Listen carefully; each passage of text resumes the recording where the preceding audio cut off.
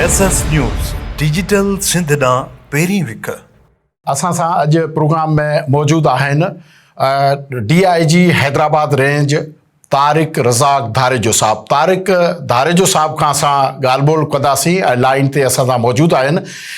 तारिक साहब अस्सलाम वालेकुम। तारिक साहब, हिन वक़्त ताईं हुकूमत तरफ़ां डेडलाइन ॾिनल हुई जेके गैर क़ानूनी परॾेही पाकिस्तान में तरसियल हुआ उहे पाण मुरादो मुल्क छॾे वञनि, पर हाणे उहा डेडलाइन ख़तम थी चुकी आहे। त इन सिलसिले में हाणे तव्हां कहिड़ी कार्रवाई करे रहिया आहियो ऐं केतिरे क़दुरु उन में तव्हांखे कामयाबियूं मिलियूं आहिनि, छा इतला आहिनि? बिस्मिल्लाहिर्रहमानिर्रहीम। को हुकूमती हिकिड़ो एजेंडा आहे, वफ़ाक़ी हुकूमत ऐं सॼे स्टेक होल्डर्स डिसाइड कयो आहे त इलीगल फॉरेनर्स जेके बि हिते रहनि था पिया उनजे ख़िलाफ़ु कार्रवाई करे वञे, उनखे पंहिंजे मुल्क मोकिलियो वञे। उन सिलसिले में हैदराबाद पुलिस बि हैदराबाद रीजन पंहिंजो कमु शुरू करे ॾिनो आहे, जंहिंमें असां पहिरियों बि तक़रीबन कोई 40 माण्हू अॻवानी गिरफ़्तार करके 21 केस दाख़िल कयासीं। अॼु बि असांजी कार्रवाई शुरू थी वियूं आहिनि। अॼु बि असां जेको आहे उहो जामशोरे में 13 अॻवानी गिरफ़्तार कया आहिनि। अहिड़े तरीक़े सां हर जॻह ते जेको असां ऑपरेशन शुरू कयो आहे। हाणे मेन फोकस असांजो हैदराबाद, जामशोरो, मटियारी, टंडोला यार, हर रीजन में असां कमु कयूं था पिया। त इंशाअल्लाह असांजो कोशिशि आहे त जेके बि इलीगल फॉरेनर्स रहनि था पिया, चाहे पोइ कहिड़े बि मुल्क खां हुजनि, उन्हनि ख़िलाफ़ु भरपूर कार्रवाई कई वञे।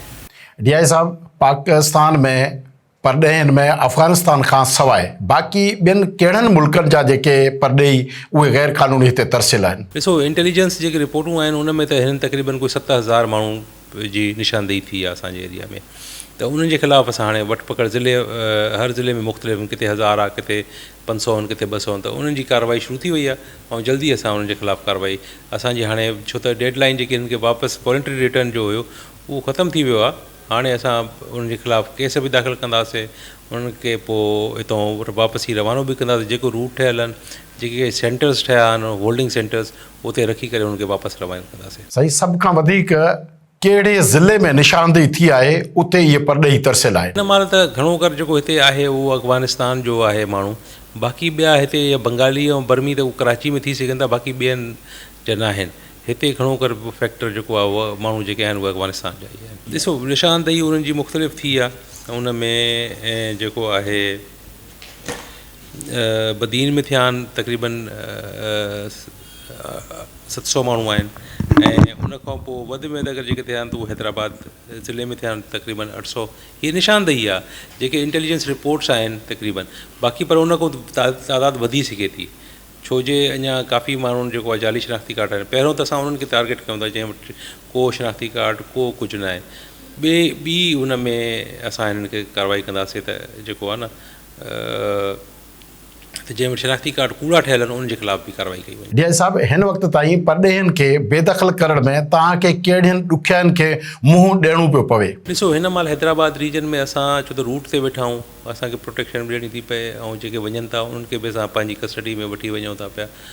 अञा ताईं जेको आहे उहो होल्डिंग सेंटर्स जो जेको नोटिफिकेशन हैदराबाद लाइ न निकितो, त उहो थोरो हिकिड़ो प्रॉब्लम आहे। बाक़ी अदरवाइज़ असां भरपूर कार्रवाई हले पई। उन में त जेको बि पाकिस्तानी शहरी कंहिं इलीगल फॉरेनर खे सपोर्ट कंदो या उनजे खे पनाह ॾींदो या उनखे लिकाईंदो, त उन ख़िलाफ़ु बि भरपूर कार्रवाई थींदी। त इहो हिकिड़ो तमामु सुठो काफ़ी सालनि खां पोइ हिकिड़ो इक़दाम थियो आहे। त उन में असांजे शहरनि खे बि अपील आहे त उहे निशानदेही करनि अहिड़नि माण्हुनि जी जेके उते लिका वेठा आहिनि, जेके पुलिस जी नज़र खां, इंटेलिजेंस एजेंसीज़ जी नज़र खां, पर जेके आम माण्हू ॾिसनि था पिया त उहे असांखे इंफॉर्म करनि। असां जल्दी हिकिड़ो जेको आहे उहो नंबर ॾींदासीं, जंहिंखे माना हुजे, ख़बर हुजे, उहो उन ते ॿुधाए सघे थो, इंफॉर्मेशन ॾेई सघे थो। DI साहब, इतला इहे बि आहिनि त मुख़्तलिफ़ शहरनि खां उहे लॾ पलाण करे वरी ॿियनि शहरनि ॾांहुं वञनि था। मिसाल तौरु कराची मां बेदख़ल थियो त वरी उहो सांगड़ रहे थो, ऐं बदीन मां बेदख़ल थियो त उहो जेकमबाद में रहे थो। त इन सिलसिले में तव्हांजो पुलिस जो अंदरूनी पाण में नेटवर्क ऐं कोऑर्डिनेशन उहो छा आहे? न, उनजो न हलंदो। ॾिसो, कानून पंहिंजो रस्तो वठंदो, भले जेको अगरि कोई ह्यूमैनिटेरियन ग्राउंड ते उनजी सपोर्ट करण जे चक्कर में आहे त उहो उन्हनि खे वठी वञे, पाण उन्हनि खे उते करे। बाक़ी हिते का बि कंहिं बि चाहे कहिड़ी बि पार्टी हुजे या का NGO हुजे या का अहिड़ी समाजी का अहिड़ी तंज़ीम हुजे, उनखे असां इहो कमु करणु कोन ॾींदासीं। असांजो जेको प्लान आहे उहो हितां को वठी करे असां उन्हनि खे बसियूं कराए असां हुते डिटेंशन पॉइंट, जेके होल्डिंग पॉइंट आहिनि, कोयटा, चमन, या पेशावर उॾे मोकिलंदासीं, उतां इहे पंहिंजे इलाइक़नि में वेंदा। उहो असांजो त नेट असांजो त हिकिड़ो इंटरनल इंटेलिजेंस जो सिस्टम आहे न। बाक़ी जेको आहे असांजो ॿियनि सभिनी रीजन सां वास्तो आहे, जेके उतां गिरफ़्तार थी ईंदा उनखे असां प्रोटेक्शन ॾींदासीं, उनखे रवानो कंदासीं। वॾी महिरबानी DIG हैदराबाद रेंज तारिक रज़ाक धारेजो साहब। अवां SS न्यूज़ खे टाइम ॾिनो। असांजे हिन प्रोग्राम में तव्हां जेको आहे उहो शिरकत कई ऐं पंहिंजो मौक़िफ़ ॾिनो ऐं इन हवाले सां अवाम ताईं बि उहा आगाही पहुती त परॾेहियुनि खे मुल्क मां बेदख़ल करण जे हवाले सां अवाम ते कहिड़ी ज़िमेदारी आहे ऐं हू रियासत जे इन फ़ैसिले सां पाकिस्तान जो जेको शहरी आहे उन ते कहिड़ो फ़र्ज़ लागू थिए थो ऐं उहो पंहिंजनि इदारनि सां, इंटेलिजेंस सां, पुलिस सां, उन सां गॾियल कोऑर्डिनेशन सां कहिड़ो किरदारु अदा करे सघे थो। इन हवाले सां तव्हांजी वॾी महिरबानी। नाज़रीन, असांजे प्रोग्राम जो वक़्तु ख़तमु थियो।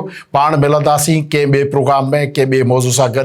तेसीं ताईं पंहिंजे मेज़बान अल्लाह बख़्श कुंबर खे इजाज़त ॾींदो। अल्लाह हाफ़िज़। SS न्यूज़ डिजिटल सिंध ॾांहुं पहिरीं विक।